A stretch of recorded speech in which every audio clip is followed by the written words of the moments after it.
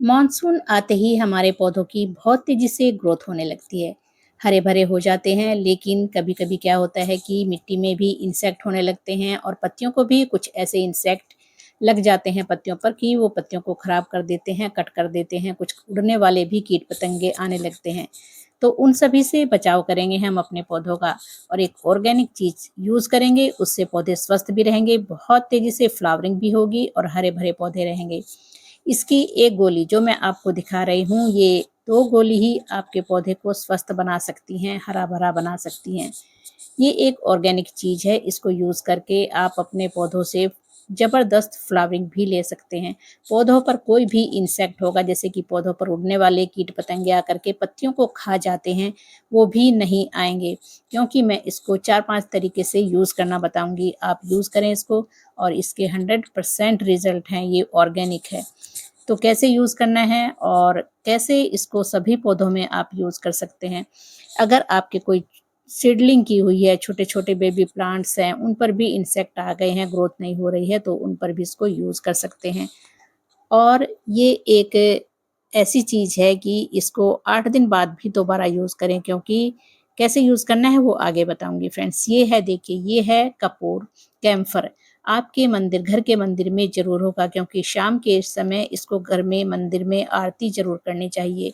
इससे घर का वातावरण शुद्ध हो जाता है और ये 2-3 तरह से 2 तरह का आपको मिलेगा। एक ये है प्योर, इस तरह टिक्की की तरह मिलता है ये, भीमसेनी कपूर शुद्ध होता है और एक ये गोल-गोल टैबलेट की तरह आपको मिलेगा। कोई भी लें, दोनों के ही रिज़ल्ट बहुत अच्छे आते हैं।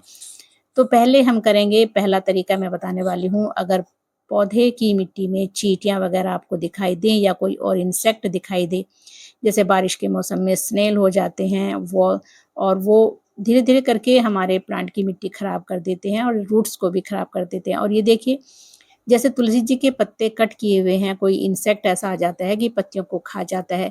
उन सभी से हम इस टैबलेट को यूज़ करके बचाव कर सकते हैं। ये है पहला तरीका। पहला तरीका, एक गोली लें, ऐसे मिट्टी में दबा दें। ये धीरे-धीरे करके अंदर-अंदर ही इसकी खुशबू फैलती जाएगी और नीचे-नीचे जो भी इंसेक्ट होंगे मिट्टी में, वो खत्म हो जाएँगे। या तो वो बाहर निकल कर के आएँगे या फिर वो मर जाएँगे। तो ये पहला तरीका है, इस तरह से आप यूज़ करें। दूसरा, अगर आपकी मिट्टी के ऊपर कोई ऐसे चलते हुए इंसेक्ट आपको दिखाई दे रहे हैं, बारिश के मौसम में अक्सर हो जाते हैं, तो 1-2 गोली लेकर के उसको, ये हाथ से ही टूट जाती है वैसे तो, या फिर चाहे तो आप इसको तोड़ भी सकते हैं किसी बर्तन में चम्मच वगैरह से रख कर के। नहीं तो ऐसे तोड़ करके इसको ऐसे मिट्टी के ऊपर स्प्रिंकल कर दें। इससे बिल्कुल भी कोई भी इंसेक्ट पास नहीं आएगा पौधे के। चींटियाँ भी ऊपर नहीं चढ़ने पाएँगी और ये इसकी खुशबू इतनी अच्छी होती है, हमारे लिए इसकी खुशबू है, लेकिन इंसेक्ट को इसकी खुशबू अच्छी नहीं लगती और वो भाग जाते हैं। तो इसको ज़रूर अपने पौधों पर यूज़ करें। तो दूसरा तरीका यही है, मिट्टी में इसको स्प्रिंकल कर दें। अब तीसरा तरीका बताने वाली हूँ कि जैसे मान लिया आपके पौधे में चींटियाँ हो रही हैं, वो चींटियाँ क्या करती हैं कि हमारे जो पौधे का तना होता है, मेन स्टेम होती है, वहाँ से धीरे-धीरे करके ऊपर चढ़ती हैं। ख़ास तौर से ये गुड़हल के पौधे में आपने देखा होगा, जब मिलीबग लग जाती है तो चींटियाँ धीरे-धीरे करके यहाँ से ऊपर पहुँच जाती हैं। तो चींटियाँ ऊपर ना पहुँचे, इसके लिए तीसरा उपाय बताने वाली हूँ। सभी पौधों में कर सकते हैं, वैसे ख़ास तौर से ये मैंने गुड़हल के प्लांट में देखा है। गुड़हल पर ज़रूर चींटियाँ चढ़ती हैं और जो हमारे फ्लावर की बड्स होती हैं, कलियाँ होती हैं, उनको खा जाती हैं, उनका रस चूस लेती हैं। अब ये है तीसरा तरीका, कोई कॉटन का कपड़ा लीजिए, ये मैंने बैंडेज का थोड़ा कपड़ा लिया है, पतला-सा ही है। ऐसे कोई भी कपड़ा लेकर उसमें 2 टैबलेट रखिए कपूर की और बाँध करके उसको किसी भी प्लांट में जिसमें आपको लग रहा है कि मिट्टी में चींटियाँ वगैरह या कोई इंसेक्ट हो रहे हैं, वो ऊपर ना पहुँचे, तो उस प्लांट के तने में आप इसको बाँध दीजिए। 100% उपाय है ये चींटियाँ भगाने का, आपको कुछ भी नहीं करना है, बस इस तरह से बाँध देना है। 7-8 दिन में ही ये उड़ जाएगी टैबलेट, क्योंकि ये हवा में उड़ जाती हैं और उसके बाद आप दोबारा से ये बाँध सकते हैं इसमें, इनका कोई भी साइड इफ़ेक्ट नहीं होता है। और आस-पास इतनी ज़्यादा खुशबू हो गई है अभी, इनकी बहुत ही अच्छी खुशबू होती है। आप इसको ज़रूर अपने घर में रखा करें। तो ये देखिए, ये मैंने बाँध दिया है। अब इसको छोड़ दीजिए बाँध करके, दूसरे किसी और पौधे में आपको ऐसा लग रहा है तो उसमें भी यही उपाय कर सकते हैं।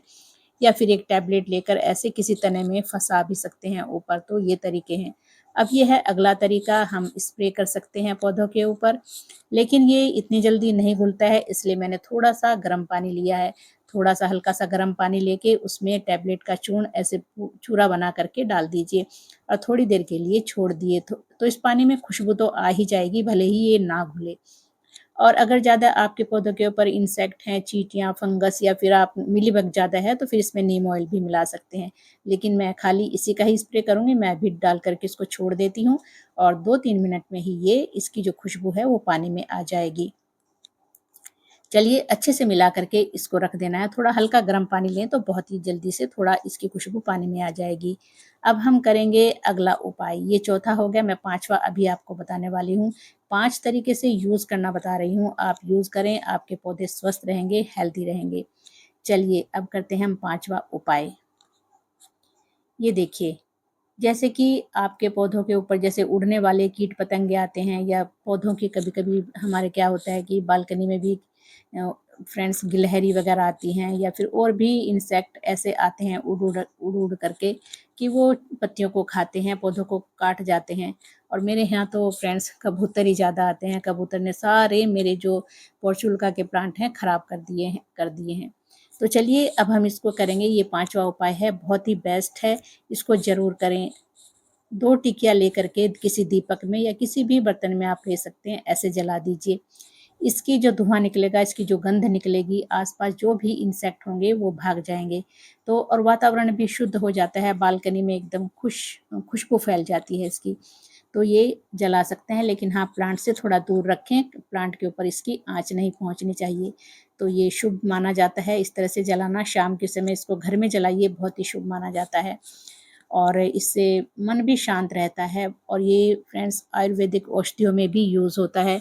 अगर बालों में रुसी हो जाती है तो इसको नारियल के तेल में मिला कर के लगाइए बालों में, तो रुसी बिल्कुल ख़त्म हो जाती है। मतलब ये बहुत ही एक मेडिसिन का काम भी करता है। तो चलिए ये देखिए 2-3 मिनट हो चुके हैं इसको, काफ़ी ये घुल भी चुका है और इसकी खुशबू आ चुकी है पानी में। अब मैं बॉटल में लेकर स्प्रे करूँगी, क्योंकि अगर आप स्प्रेयर बॉटल जो आपके पास है उसमें लेते हैं तो फिर छानना पड़ेगा। तो मैं इसमें ऐसे ही ले रही हूँ और इसको बॉटल में मैंने ढक्कन में बारीक-बारीक होल किए हुए हैं, तो ऐसे मिला लेना है इसको। और ये देखिए कलर भी थोड़ा चेंज हो गया है ना, तो अच्छे से इसमें आ चुका है कपूर के गुण।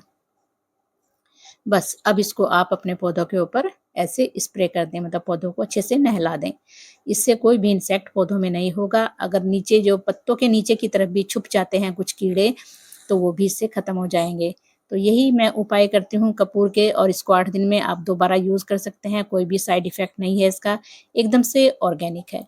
तो कपूर के हैरान करने वाले फ़ायदे होते हैं, पौधों के ऊपर ज़रूर करिए इसको और अपने घर में इसको ज़रूर रखिए। बहुत ही पॉज़िटिव एनर्जी लाता है घर में, एकदम से सकारात्मक ऊर्जा आपके घर में आने लगती है। तो फ्रेंड्स यही है आज की जानकारी कपूर के बारे में। अच्छी लगी है तो लाइक, शेयर एंड सब्सक्राइब ज़रूर करें। Thank you dear friends.